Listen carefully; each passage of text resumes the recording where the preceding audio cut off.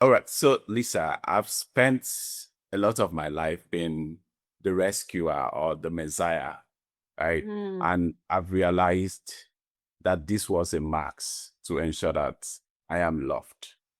And right now, I'm at a crossroad. I'm trying to differentiate between who I really am and the mhm, person I have been performing for just to feel accepted or to be safe. And that's yeah. where I am right now. So great question. I just love that. And I think really what we're getting down to is that discovering of our true self. That's the languaging that I would use is who am I truly when I work past the mask or my personality, or let's just call that your false self. How do I get out of how I've learned to navigate this world for so long using my false self, ways, winning strategies, things that help me navigate difficult conversations or difficult people, right?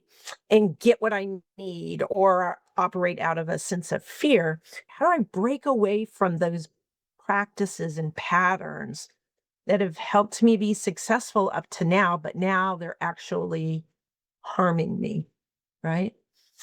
And I think one of the best ways for us to really get out of it's learning a new way of being, right? It's being willing to look at how I always show up as the messiah or the rescuer or the hero in my story or somebody else's story. And being willing to just first and foremost catch yourself when you're in the act of showing up that way, right? So if my go-to pattern is, oh, somebody's called me and they're broken down and they need me to drop everything and come pick them up, right? Is just saying, well, hey, wait, hey, give me 10 minutes, I'll get back to you. Is like check in with yourself. What's motivating you to be the hero? What's motivating you to be the messiah or the rescuer, right? And when you can drop into your heart and go, wait a minute, I'm doing this because it's a way for me to live transactionally with this person. So I'm going to go do this. So they're going to have to show up and love me because I chose to help them. So they should do that in return. You don't want to be doing that. Then you end up living out of resentment, right? And being bitter. And so when you can just pause, you don't have to give an answer immediately. When you can literally just pause and go, is this something I need to do? Or does this person have the skills and the ability to rescue themselves? Now, when I stop and pause and check my interior motivation, that's how I break the pattern of always showing up as the rescuer or the hero. Just by pausing, just encountering and saying, wait a minute, is this who I want to be in this moment, in this interaction? So, yeah, Yeah. that's what I would say. I understand the part where you're saying check for what's motivating you. Now, but I find out that I'm someone that tends to do things at the extremes, right? So it's either I'm beauty or I'm the beast, right? So I sometimes don't know where the line is. And I might, because I'm afraid of not being the rescuer, I might decide to not help at all. Or Ah, so, and I'm trying to understand how do you how do you know that you're not crossing the line to rescuer or the messiah? right. So I think the thing there in that situation is that oftentimes when we start seeing how we're showing up and how others are experiencing us beautiful, sloppy people, we have this tendency to like hard stop. I'm never doing that again. And what Exactly. happens, right? What Yeah. happens is the pendulum swings from I'm everybody's hero to all the way over to the other side where we're saying, well, I'm nobody's hero and everybody can just figure out life for themselves. That is the problem. That is exactly what I'm saying, right? I don't want to turn into the beast from beauty. So Right? And so, and I get it, it's what we do. I don't do that anymore. I'm over here, right? And over time, the pendulum tends to swing and we become more moderate in our responses. And so I think the real key is instead of just taking a very formulaic approach, this is how I've always shown up. Now I'm going to show up this way going forward, right? You can't do life by formula. It doesn't work. People will say you're a real asshole when if you're just following the formula.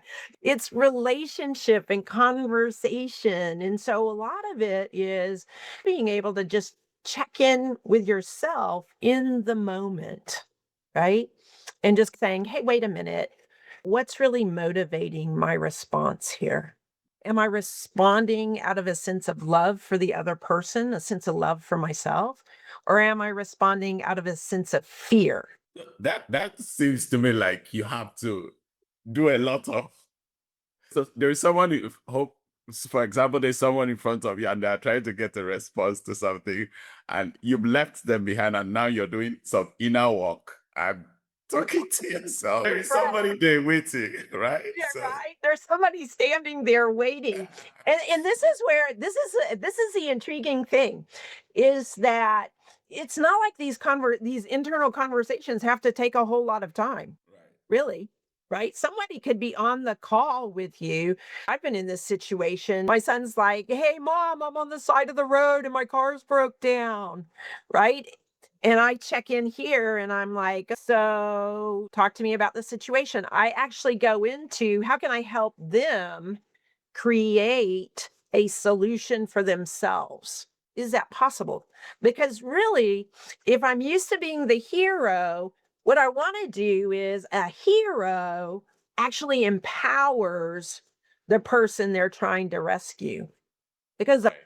that person is a powerful person, just like you're a powerful person. So, how do I empower that person to solve their own problem, if possible?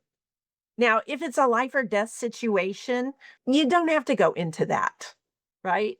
If your mother calls and says, I need to go to the hospital, I think I'm dying, right?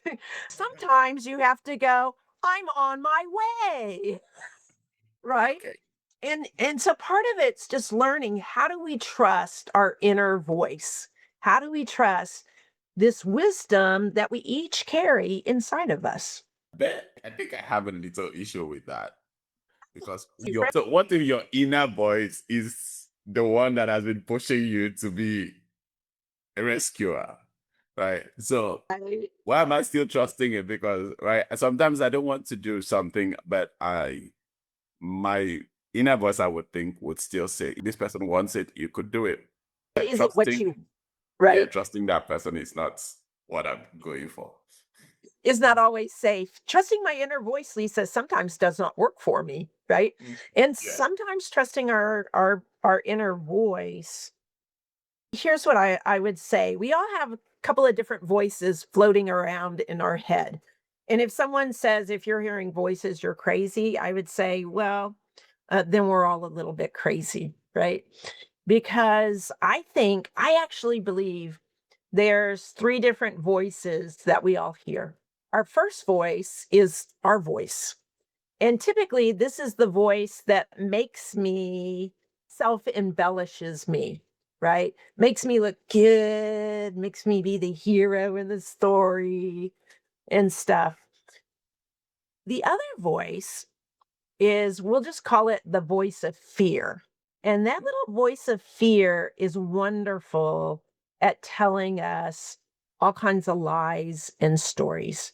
It is skillful at having us believe little whispers of lies, right? they don't really love you. They won't miss it if you don't show up, right? Or if you don't show up, they're not going to call you ever again, and they're going to break off their relationship with you. That's the voice of fear. And you can recognize the voice of fear because it'll often tell you lies about yourself or about the other person. It'll also cast doubt. Might make you feel ashamed or condemned, right? But it's the voice of fear and judgment, right? And then there's what I would call the third voice is the voice of love, right? And acceptance. And that voice says, you belong. You are beautiful just the way you are. You're fully accepted. And within you, you have the capacity to choose life. And that's how you can tell the difference when you're in these internal conversation, who's talking, right? If it's inflating you and it's big on ego, that would be your voice. If it's full of fear and shame and judgment and condemnation, that's the voice of fear. And the voice of love is you are loved, accepted, you fully belong just as you are right now in this moment. Now, I think I'm beginning to sound like a cynic because Cynics are welcomed. because this voice of love sounds like you might tilt towards delusion, right? I don't know if I'm overthinking it, but I'm okay with saying things like I am loved, I am accepted. But how do you know when you've shifted from just the things you say to yourself for positivity and then you are now being delusional, right? Well, here's what I would say, my friend, is that we definitely don't want to live in fantasy land or delusion land, right? That's not healthy or safe for anybody. Yet, what would it feel like for you to feel and experience being fully loved just as you are? My gut tells me there's not very many of us who actually feel that way. I think most of us are constantly looking for love in all of the wrong places, right? And it's because we don't really experience it that often. And so creating small moments where we can experience what it feels like to be loved and accepted and feel like we are known and can belong, practice those moments as much as you can, right? So, but to your point, nobody wants to live in fantasy land.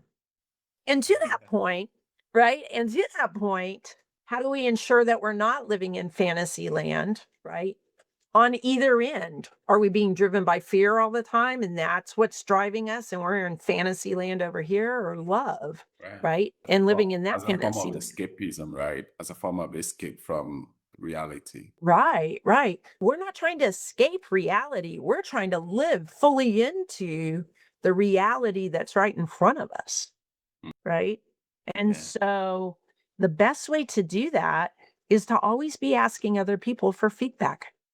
Feedback keeps you out of la la land. Okay, Right, seems right, like it. exactly, right? I may think I'm the world's greatest mother. I'm so loving and kind and accepting, right?